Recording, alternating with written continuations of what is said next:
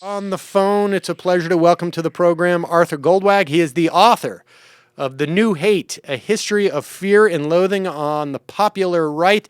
We have a link up at majority.fm to your book, which came out in 2012. I appreciate you joining us today. I'm glad to be here. Now, Arthur, there was a couple of things that I think. Your book has obviously been fairly relevant for some time, from even prior to when you wrote it, frankly. But it is. I am increasingly conscious of the tremendous amount of conspiracy theory that is driving the right and the sort of I guess that's what you would call it, the popular right in this country. On top of which, West Point's Combating Terrorism Center came out with a report recently that said that violent attacks by right-wing groups and individuals have increased by 400% since 1990, and particularly a sharp increase in the number of victims between 07 and 11, I should say, 2011. But let's start here at the beginning. You say it's the new hate. Is this a new hate that we're seeing on the right, or is it sort of a recycled hate? It's recycled hate. I mean, my book has been relevant since about 1798, or even before that. 1798 is when we had the first panic about the Illuminatus in the United States. The Illuminati doesn't start with Jay-Z. It goes back, very far back in history, and it's a fear of a terrible conspiracy, of a secret movement of people that want to take away what makes America America. And that's really what the question is what makes America America? And what the terrible thing about the Illuminati was that they were against kings and they were against the church. And, of course, America also begins as a country that was against kings and against the church. But once it becomes a country, there's a group of people that are worried about its revolutionary basis. And there's this kind of double quality with far right-wing thinking. On the one hand, they're always talking about tearing down the state, about blowing it up, about watering the tree of liberty. And on the other hand, they're very authoritarian and they're worried about lawlessness. And it's a contradiction that produces a lot of crazy stuff. And we see it all the time. And what I say in my book is that you hear it sometimes between the lines, that there's an underlying narrative that ties a lot of discrete things together. And when you hear a mainstream politician talking sometimes, if it doesn't sound quite right, it's because there's a different story that he's telling under the surface. Well, what is? I mean, I want to get to what is that main narrative, but I mean, this is what's sort of fascinating about, for instance, the Illuminati, because it's still the Illuminati is one end of a spectrum that sort of goes through the Bilderberger group, I guess, and through the Alex Jones, Glenn Beck, at least Glenn Beck a couple of weeks ago before he got into a fight with Alex Jones. But it's fascinating because the Illuminati, and I assume it's the same with these other conspiracies, has a sort of a malleability as to the implications. I mean, like you say, you recount how it was a threat to the system of kings, but now in some ways it's sort of replaced it. In some ways, right? I mean, it seems to change. The implications of the Illuminati, for instance, seems to change with the times. Well, when you talk about conspiracy theory, there's one document that is just so important, and it was deeply important to Hitler. It's been deeply important to the far right in this country, and that's the Protocols of the Elders of Zion, it was a creation of the Tsar's secret police at the turn of the last century.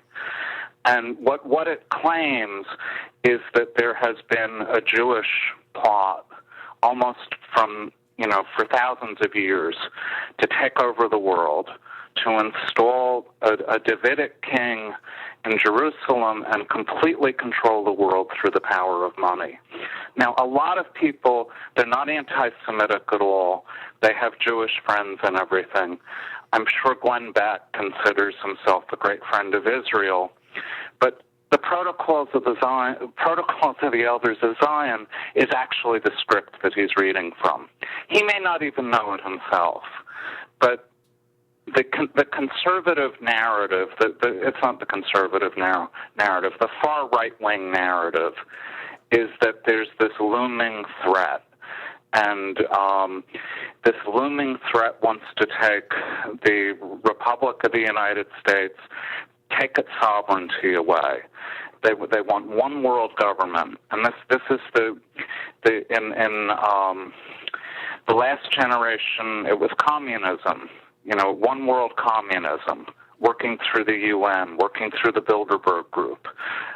It was actually, the argument was that the communists weren't just the workers' parties; it was also billionaires.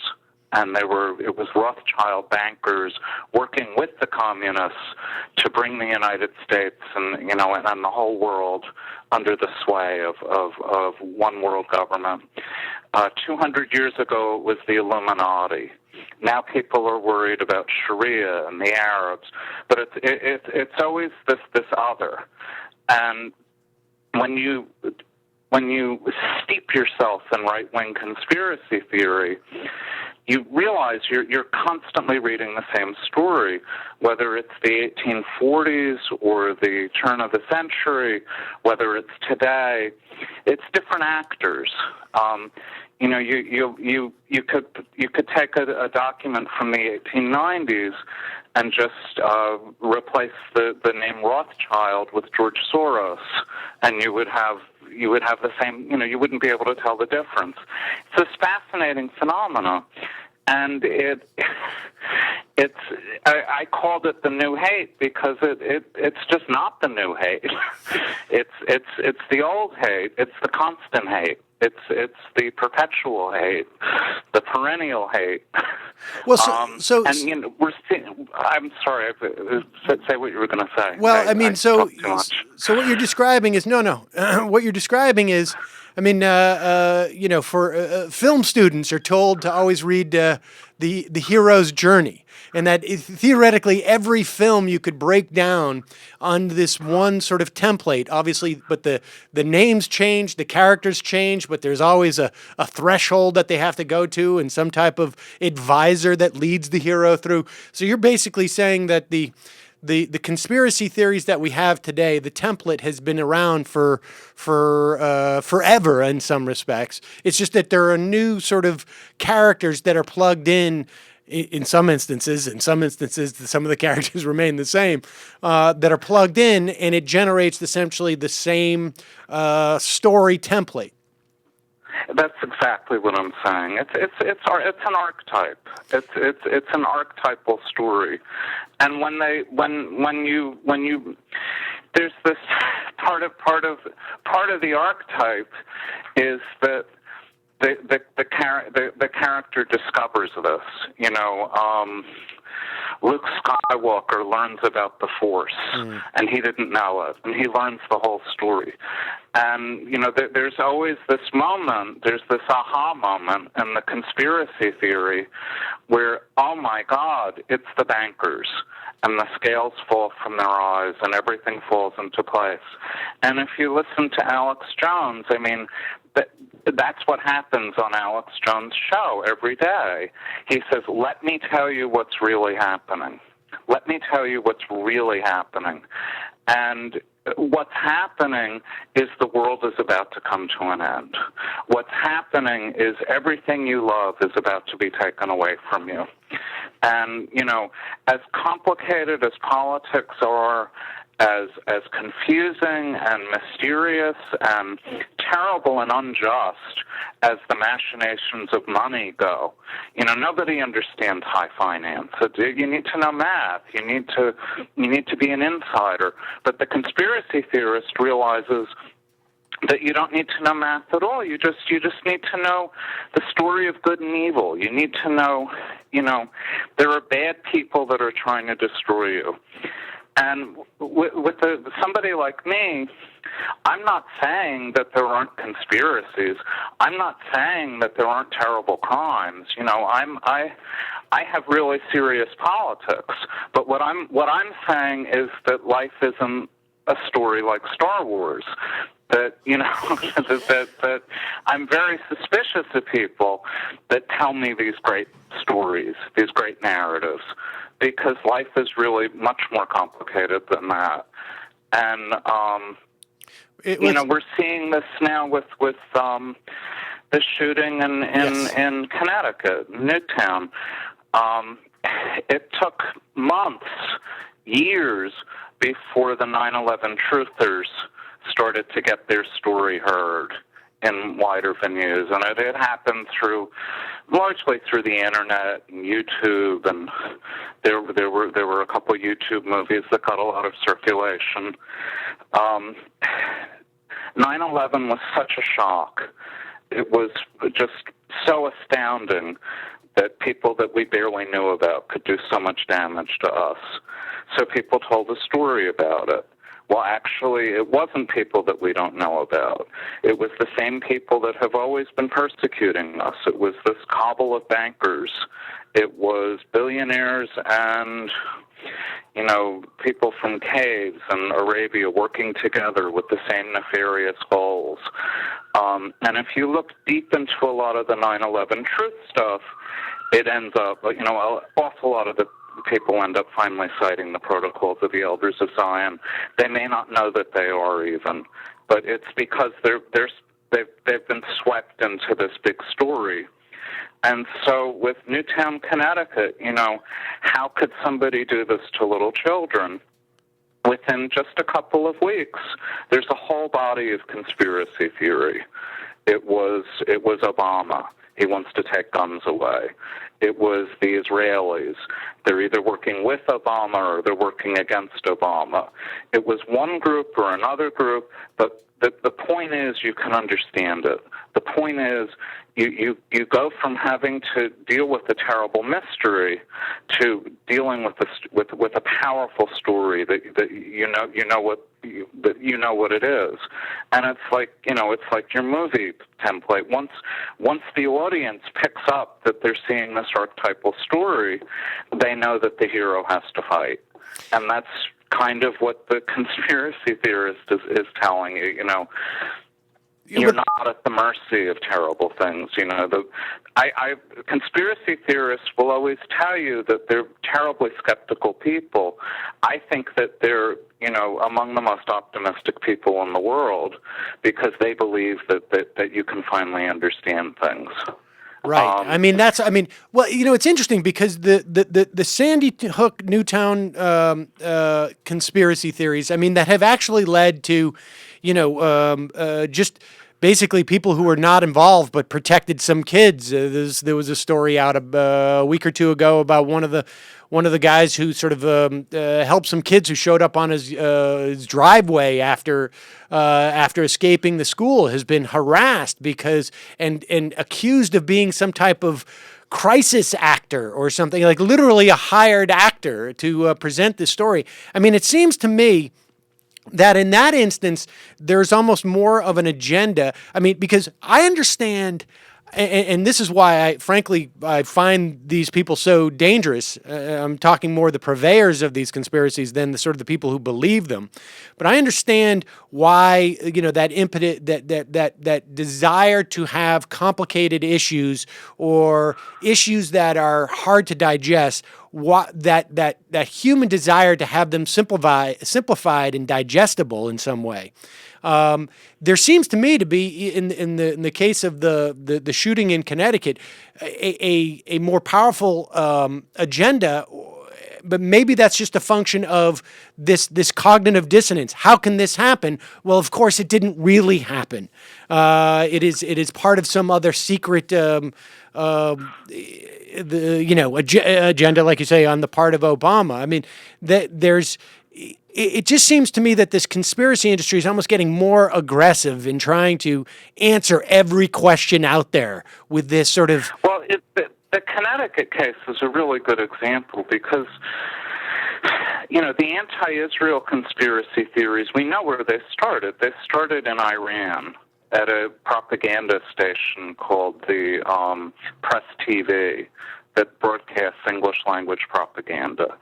That is actually the site where a lot of the anti-Israel stuff started. That got picked up by 9/11 people that I don't even know how much of an agenda they have. They're just into it. But then you get this, the NRA. They have a real problem. They need cognitive dissonance because, you have a woman who was a gun nut who had a lot of guns. She was a prepper, and her crazy son killed her and killed a bunch of school children. That seems on its face to be an argument for having background checks and all sorts of gun restrictions and so on. So they have to turn the story upside down. And they have to say, what happened here is, someone tried to discredit preppers. Someone tried to discredit gun owners. Look how terrible these anti-gun people are. They're more dangerous than the gun people. So that they're using this this conspiracy theory that comes from Iran to discredit Israel, to discredit gun control. They're very cynical. They don't like Iran, but they represent the gun industry, and they want to. If you're going to look for a conspiracy, that's the kind of conspiracy that I see. There is. People manufacturing cognitive dissonance for a very real agenda, not a crazy fantasy agenda, but an agenda that's about corporate power and money and all the things that we should be looking at. And give me a sense of. I mean, let's talk about the sort of the agenda of people starting this. I mean, because what is behind? I mean, in some instances, yes, there is value for an organization like the NRA, which has been driving gun sales for years, based upon this notion that Obama was going to take away your guns, and on some level, sort of their own success caught up with them on some level, at least in terms of some type of reasonable gun control. What are there different categories of the people who spread these type of conspiracies? In other words, when you run the gamut from the Alex Joneses and the WorldNet Dailies and the Glenn Becks to the NRA to the Ron Pauls, they've all capitalized on these conspiracies. It seems to me that there is a distinction, at least in terms of how direct that capitalization is. Alex Jones capitalizes on it because he sells more whatever it is that he's selling. He's a bigger radio host, a video host. He's got documentaries on the real Obama or something like that. But is there like a spectrum there? Absolutely. And again, I mean, Alex Jones, pretty much everything Alex Jones says comes out of the John Birch Society's Blue Book, which he read as a teenager, and it had a profound effect on him. He's talked about that. But he would say, I'm not a John Bircher. I'm a libertarian. I'm an anarchist. I'm not partisan. I believe in freedom. I think he's gotten so, his product is Alex Jones. He was selling conspiracies about Clinton. He was selling conspiracies about Bush. He's an opportunistic guy, but I think he genuinely believes this stuff. I think, his creative method is he scares the shit out of himself, and then he goes on the radio and scares other people. He had this amazing moment in July of 2001 when he said, there's going to be a Reichstag fire event so that they can take our guns away and so that they can declare martial law. Something terrible is going to happen any month now, just like it was when they blew up the World Trade Center. And boy, has he gotten a lot of mileage out of that. He's like the stop clock that was right twice a day. I mean, he had been saying this for a long time. He didn't really predict 9/11. But he even, in that broadcast, he even said, that they're going to blame it on bin Laden. He hit some real notes there. You get a character like Glenn Beck. Glenn Beck is another one. It's the John Birch Society. When he converted to Mormonism, he kind of fell under the spell of Clan Skousen, who was a very important figure. What they called it the Church Birch Nexus. There were some very, very right-wing Mormons in the 60s that were involved with the John Birch Society and ultra-patriot movements. And Glenn Beck gets a lot of his stuff from there. But he's also, he's got stuff that he's selling. And he's kind of a grandiose person. He's selling the idea now of a Glenn Beck city that you can go live in that's dedicated to liberty and the gospel of Glenn Beck. He may actually be crazy, but he's a skillful purveyor of this stuff. The NRA, long before Newtown, it was back in 2011, I think, at the CPAC conference, Wayne LaPierre made a speech, and he said, Obama has a huge conspiracy that he's a part of. He's going to not do anything about gun control. And this is a huge conspiracy so that you'll reelect him. And then as soon as you reelect him, he's going to take your guns away. And, the Newtown incident, when it happened, the timing of it was, a wonderful thing for Wayne LaPierre. It seemed to confirm his speech. And in the spectrum of conspiracy theory mongering, Wayne LaPierre scares me more than anybody else because he knows better. He's really using it to because he's a because he runs a big lobby. He's really using it. A lot of the racist tropes that you heard throughout the primaries when the Republicans were fighting to show which one was the most conservative, and Newt Gingrich kept talking about the food stamp president and so on. Of course there's a lot of racism in this country. And of course a lot of the animus towards Obama is fueled by racism.